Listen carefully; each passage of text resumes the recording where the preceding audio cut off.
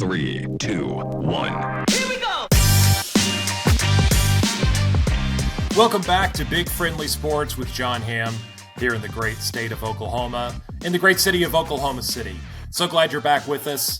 Sam Presti is giving his preseason media availability today, which is ahead of Thunder training camp starting next week. So Thunder basketball is right around the corner, right in the thick of football season, which is obviously on everyone's mind with where is OU going to go? Where is OSU going to go?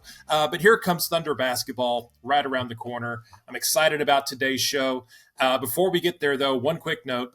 Just a reminder to everyone that Sellout Crowd is partnering with Bob Moore Auto Group and the Oklahoma Blood Institute. We're challenging our creators and our audiences to be like Barry.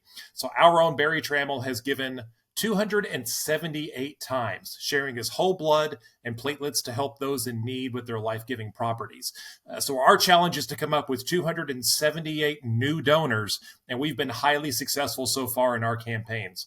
So you can go to different Bob Moore locations throughout the OKC Metro and donate to OBI. You can be like Barry and have a chance to win a new car. So be like Barry, save a life, donate with OBI.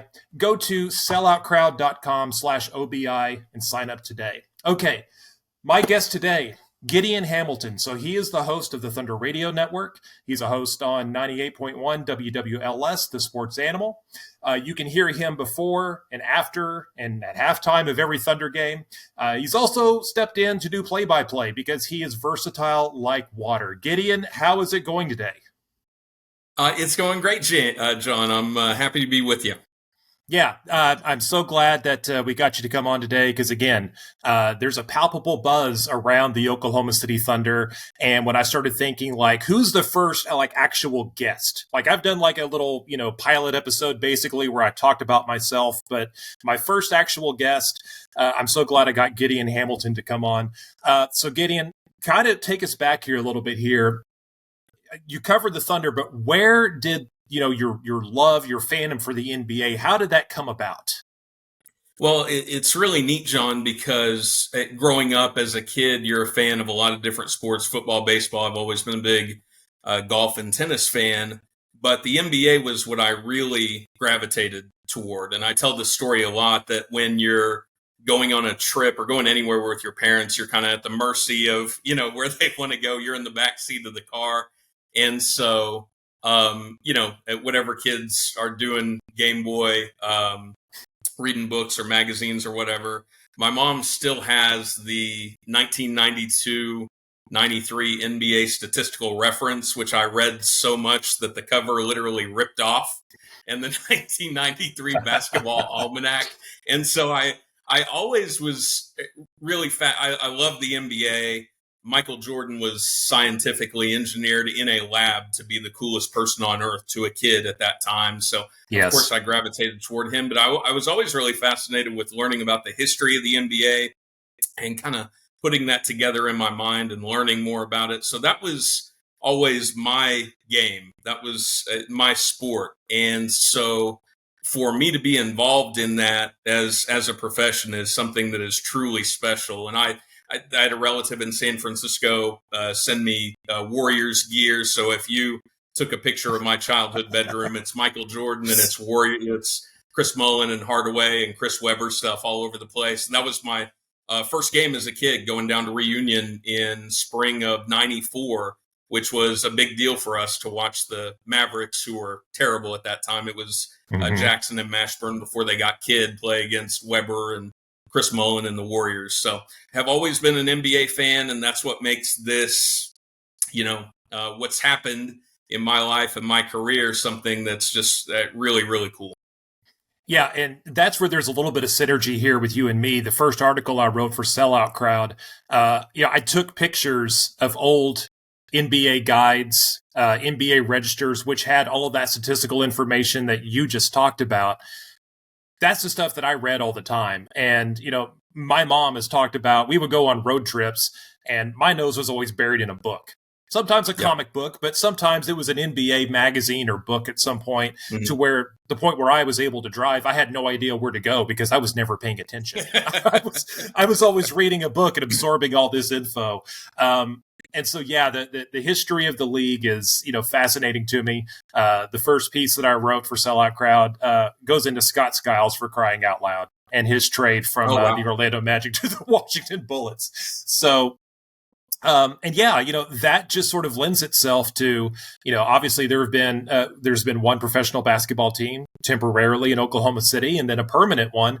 And did you ever imagine growing up? I want to see if you had the same experience. Ever imagine having like one, let alone two NBA teams come through Oklahoma City?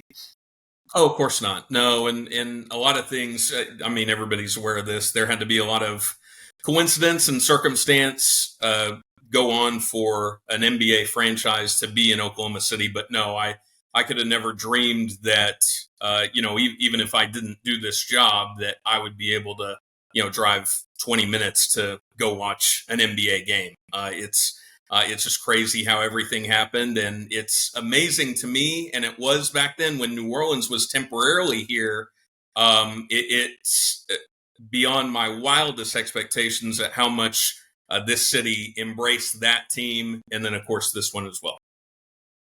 Yeah, it's super exciting times. Obviously, the Thunder have had a great deal of success in their first 15 years as they go into their 16th season. And, Gideon, last season, the Thunder made a leap. Sam Presti talked earlier about how they definitely beat the odds in their win improvement from last season. They were one of the 7th percentile of teams that actually make that type of a win jump in one season. And you go back to last year, and I think a lot of I forget what the Vegas over under or what the accepted one was for OKC, but it was around like 23 or 24 and a half wins. They wind up winning 40. And obviously there's some reinforcements coming in to this season as well.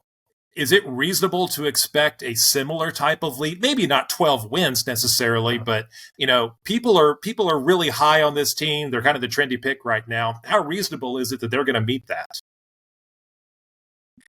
It is not reasonable at all. It is possible because, for people that listen to me frequently on the Sports Animal and Thunder broadcasts, know that I kept up with this a season ago. John, this was kind of that Twilight Zone feeling, and I don't mean that in this general cliche of this is strange. It was, is anybody else seeing this? That kind of concept. I don't remember the exact totals, but I think it was mid-60s games that they played against a team without a starter. It was over 50 games that they played against a team without one of their top two players. And at the end of the season, it was 36 games they played against a team without their best player. And so you think about the conclusion of this year, if Shai Gilgeous-Alexander missed half the season, everybody would pretty much disregard the record. That's how important that is. I went back to 19. That was the Chris Paul Gallo team. Going into the bubble, they had played 60 games. I think they had played 6 games against teams without their best player. And even during the COVID year, the next year, going into the last couple of weeks, they had played somewhere between 10 and 12. And so for that to jump, not dramatically, but exponentially last season, that has to account for something. And so I think if they play a conventional NBA schedule against, Jokic, Lillard, Durant, Beal, Halliburton, Giannis, all these guys, and I, take a couple of minutes to name them all this year, then I think they could actually be a better product, a much better product on the floor with not necessarily as many wins as they had a season ago, just because of who they didn't play last year. And that's something that I really want to always see, is have these guys be able to measure themselves against the best in the game. And I know the organization feels the same way. Yeah, I think that's a very valid point. I think back some of that, yes, Oklahoma City was one of those teams that opponents would, here's a good night to rest our guys. that would happen. There Mm. were other things like KD like rolls his ankle in warmups during his first Phoenix Suns home game, right? Just totally just random things that sort of like fell in their lap as an advantage. And I think it's also fair that when the Thunder were sort of at their best last season, like during January, they were shooting the net out of the rim, and that was difficult to sustain.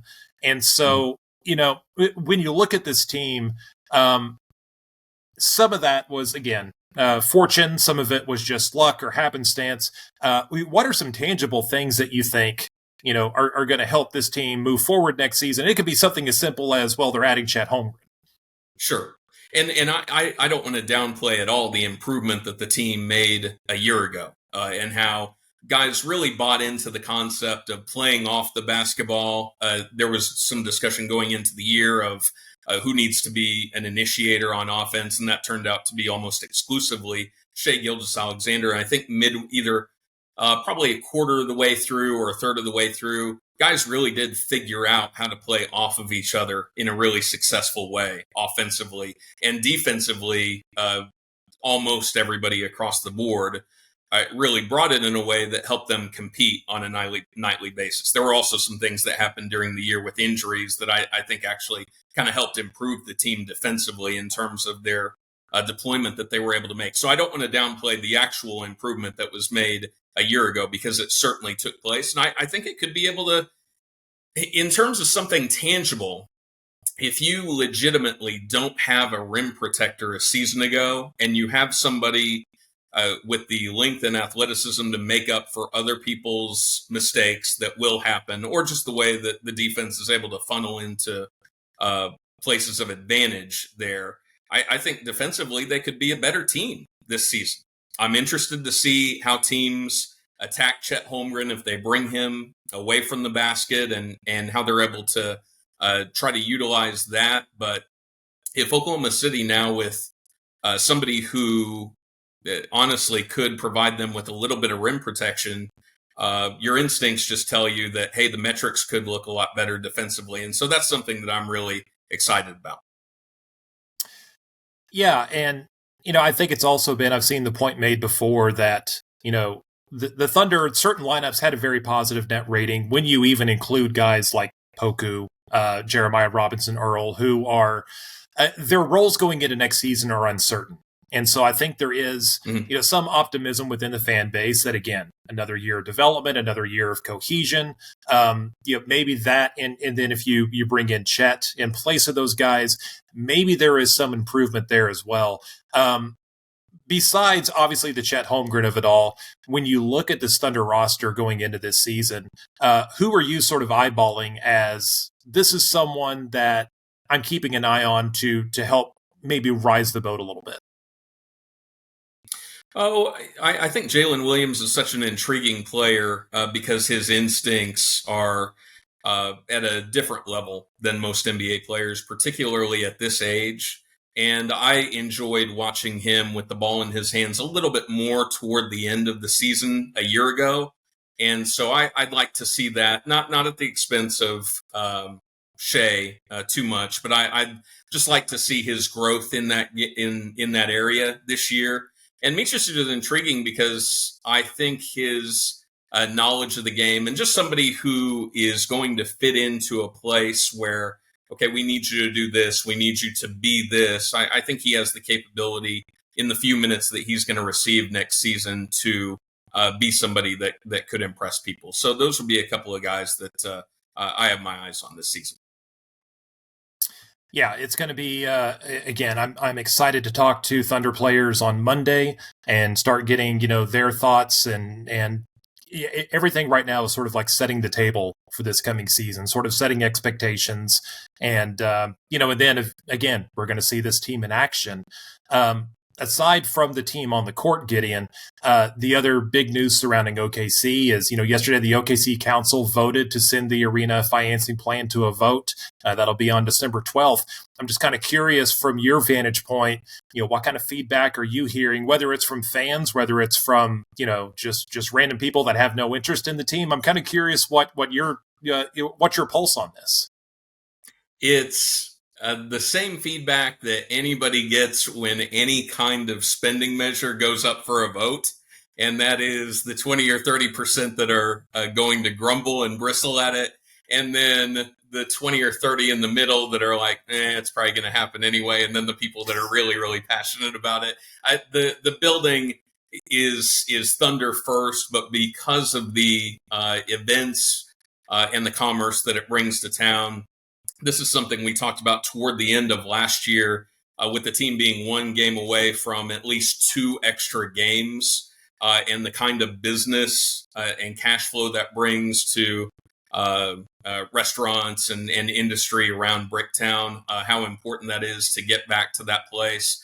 And just having the Thunder as an entertainment option in this city for decades to come is going to be something that, I mean, it's amazing, John, if you go outside of even this country to make a global footprint.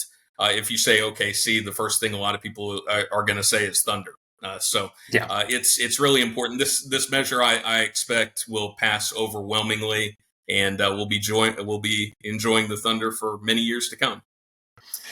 If I had to guess right now, I agree with you. I think, there's a lot of people that are making, by the way, I've heard, arguments on both sides that don't make a lot of sense. I've heard a lot of, reasonable arguments there in the middle, which are definitely worth discussion. The concept of, well, this building is not going to pay for itself monetarily. I don't know how to crunch those numbers. I've got Excel. I know how to at sum with the best of them. I don't know if we can really crunch the numbers and say it's going to pay for itself in X amount of time.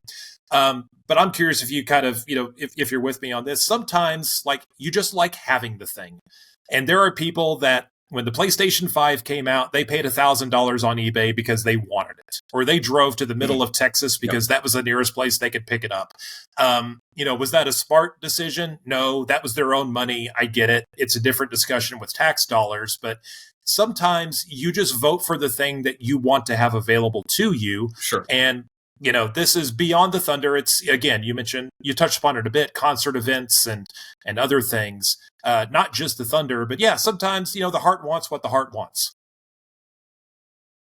Yeah, I agree. And the thing that will, I think, soften the blow to voters outside of the people that are truly passionate for that is once it explained that, hey, this is not an addition of a penny tax. This is just kind of an extension of what was going on already for downtown purposes. I think that'll help put it over the top.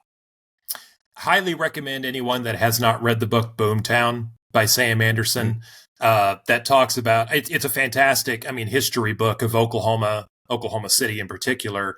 But it goes into, this is something that in the 90s, Oklahoma City said we want to make ourselves better, and they have done that consistently ever since then. And and that's why I think,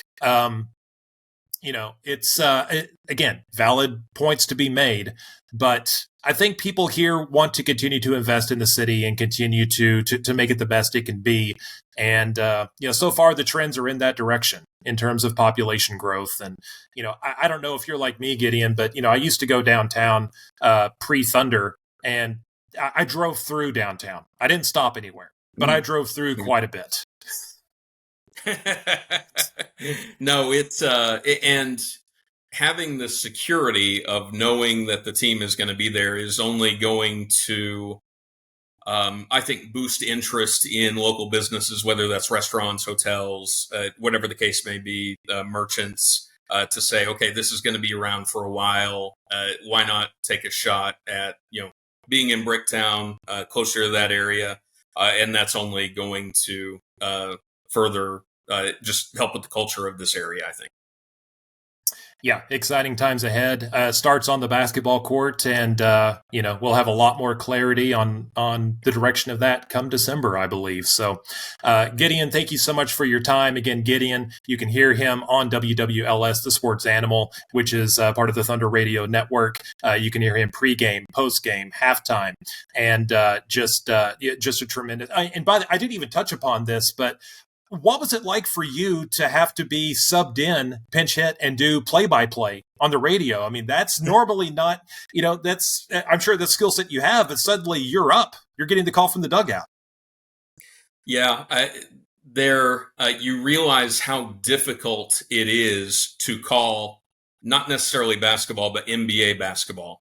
Something happens, you've got about 3 or 4 seconds, and then another action is happening on the other end. And that's where my partner, Royce Young, who we both know well, who's covered the Thunder so well since its inception, really took to that very quickly, where he was able to say something insightful in that beat, and then we kind of moved on to what was happening there. So he was an incredible partner, and that was just, I mean, Jon, picture, you're like a short track driver, or you're driving dirt tracks or something on the weekend, and then all of a sudden you get a call and say, hey, we want you in an F1 car in Monaco, or an Indy car in Indy, or a stock car in Daytona. That would be what that call is like. And so for me to have the opportunity to do that was just beyond a blessing, and something I'm still trying to comprehend. But it was certainly a lot of fun. And you never, I guess we say that we hope we don't get that call, because it usually means somebody's sick or somebody's having to deal with something. Right. But if we do get the call, we'll absolutely love to do it again. Yep. Well, thanks for all your great work. So tune in, follow Gideon, and he'll keep you informed on all Thunder stuff on every game. Thank you for listening to this show, watching this show. Like, subscribe on this channel. Much appreciated. Of course, you can find my work at selloutcrowd.com and jonhamsports.com. We will catch you next week whenever Thunder preseason will be underway, and we will start to have some actual on-court stuff to talk about. Take care, everyone. Talk to you later.